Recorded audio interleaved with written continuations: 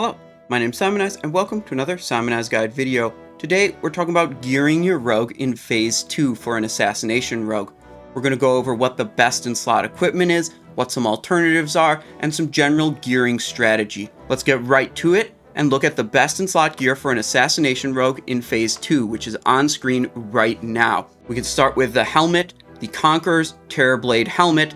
This one is pretty easy to get as it comes from Emblems of Heroism, so we don't really have to worry too much about an alternative piece for this slot, since you can pretty much guarantee you're going to get it.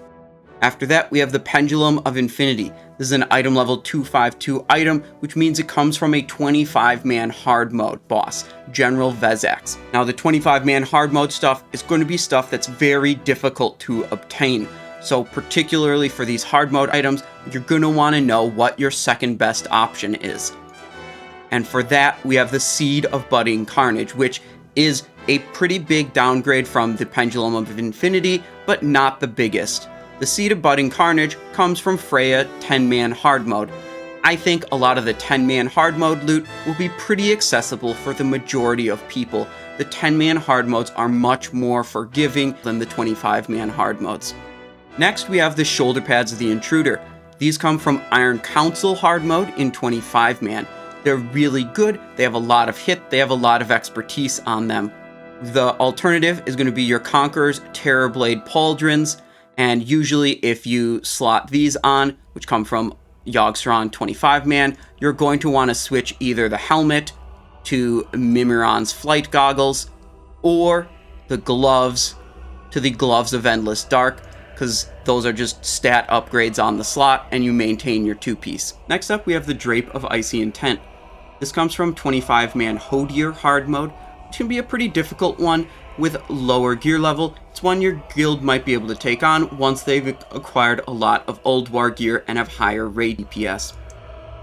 Your second best option is the Drape of the Faceless General that comes from Ulduar 10-man Vezax hard mode, but this one is best in slot for a lot of the classes that really like armor penetration more than we do, so it can be kind of bad taste to take this over those classes. Your third best option would be Drape of the Live, which comes from Ulduar 25-man Iron Council normal mode, so very easy to acquire right there. Embrace of the Gladiator is another hard mode 25-man piece. It's a very good piece, and it's very important because it's the only high item level chest option that does not have expertise on it. If you don't have this and you're using one of these alternatives, Conqueror's Terrorblade Breastplate, Valorous Terrorblade Breastplate, Chestguard of the Recluse, or Winter's Icy Embrace, you're going to have so much expertise on your character that it's going to lock you out from using Shoulder Pads of the Intruder, or Solar Bindings, or Soul Devouring Cinch all at the same time, which you really don't want. So the Embrace of the Gladiator is an important one to get to allow you to use these other expertise items that are very good. And luckily, Thorm hard mode is one of the easier 25-man hard modes. It should be probably one of the first one your guild works on getting down. Next, we have the Solar Bindings. This is one of those expertise items that we really want to be able to use. This comes from Algalon 25-man. Makes it kind of difficult to get. Not many people are going to be killing Algalon 25-man very early on. Your alternative is going to be fluxing energy coils with hit and armor penetration. Now, as an Assassination rogue, we don't really like the armor penetration stat. It still adds to our damage, but it's just not that significant for us because we do a lot of magical damage that is not boosted up by armor penetration. For the gloves, we're looking at a simple tier glove, Conqueror's Terrorblade Gauntlets. These come from Mimiron in 25-man hard mode. A lot of the sets that you build while you're gearing up might actually prefer to use the Gloves of Endless Dark from Algalon the Observer in 10-man when they're picking up their two-piece tier bonus in other slots. Then we come to the belt, which is a very important item. The Soul Devouring Cinch comes from 10-man hard mode yogg-saron. Luckily, this is 10-man loot, which means it should just be easier to acquire than a lot of the 25-man hard mode stuff. This belt is insane. It is very, very good for rogues, and in terms of any single piece, it is the most significant downgrade to go from this item to your second best belt. The second best option in any other slot is less of a downgrade than the second best belt option. So, Soul Devouring Cinch, very good. You really want to have this. And that brings us to Leggings of Cunning Deception, which is the exact opposite. This is a 252 item level. Hard mode loot comes from yogg-saron 25-man hard mode, and it is the least significant of any of the items we can get. Switching off from Leggings of Cunning Deception, if you can't get these, you would pick up Conqueror's Terrorblade leg plates, and then you would also either switch the gloves into Gloves of Endless Dark or the helmet into Mimiron's Flight Goggles, and you'd lose like 15 to 20 DPS on the spreadsheet, which is one of the most insignificant downgrades you can. So if you have to give up priority on one of your BIS items, Leggings of Cunning Deception is definitely it. For the boots, we have Foot Pads of Silence. These are an easy get because they are craftable. While you may not be able to afford them the first week or the second week or the third week, prices will just go down over time as more materials become available, so you don't really have to worry too much about your boot option.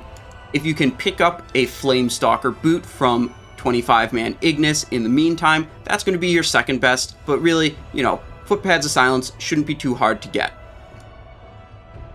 For the rings, we have Band of Lights and Brand's Signet Ring as our best in slot options. These are another one where we're just not too concerned about having the best options. The Loop of the Agile, the Godbane Signet, the Cindersard Ring, Sealing Ring are all good options. And this is another one where, if you have to argue for item priority, don't argue for priority on the rings. Let some other people have those and take priority on much more significant items like Pendulum, Intruder, Embrace, Solar Bindings, or Soul Devouring Cinch. Then we have Comet's Trail.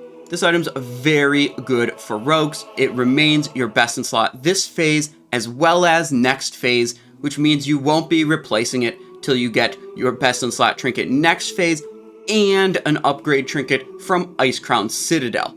So this is one you're going to get a lot of use out of if you can get your hands on it. It does come from 25-man Algalon, which makes it a pretty difficult item to obtain, as a lot of guilds won't be killing Algalon 25-man for a couple of weeks at least.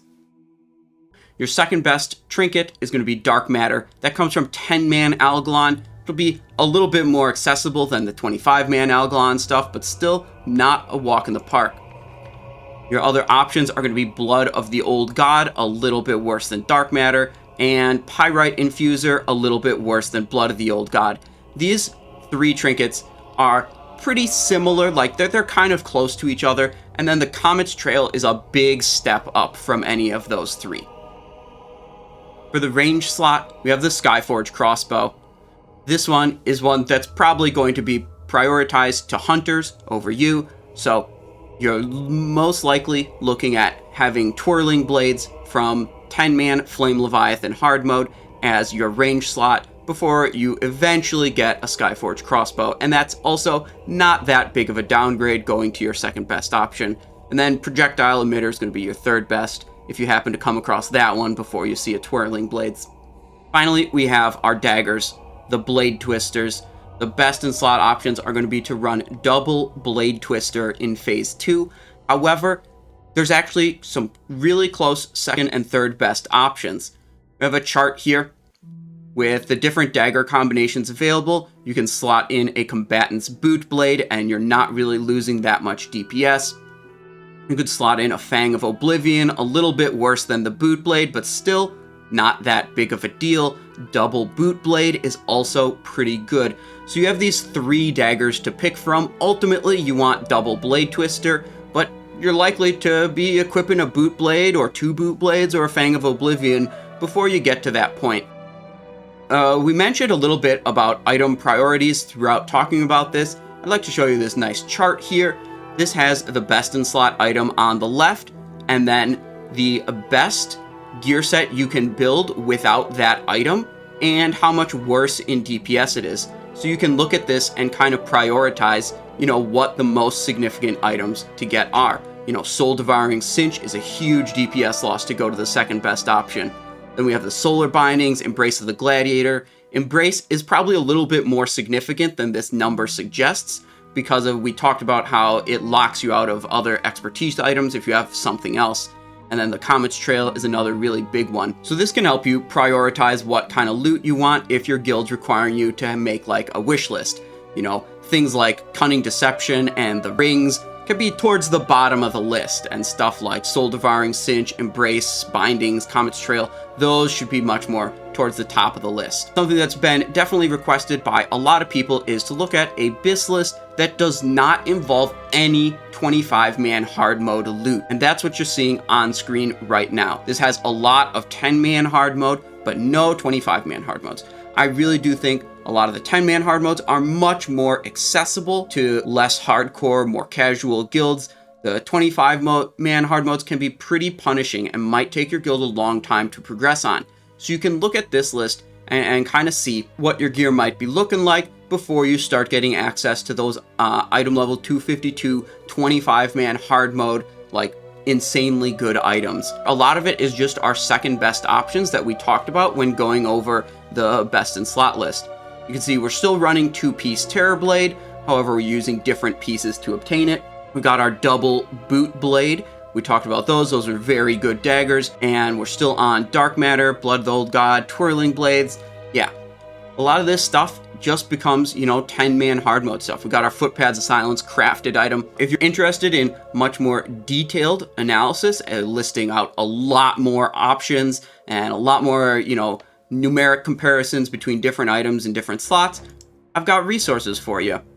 We can go onto the Simonized Show Discord in the Index channel, and we can click on the BIS list link, or just go to the BIS list channel to begin with. And the last post down here has a lot of content made by myself and other content creators that I've vetted as this is quality information. Definitely check it out.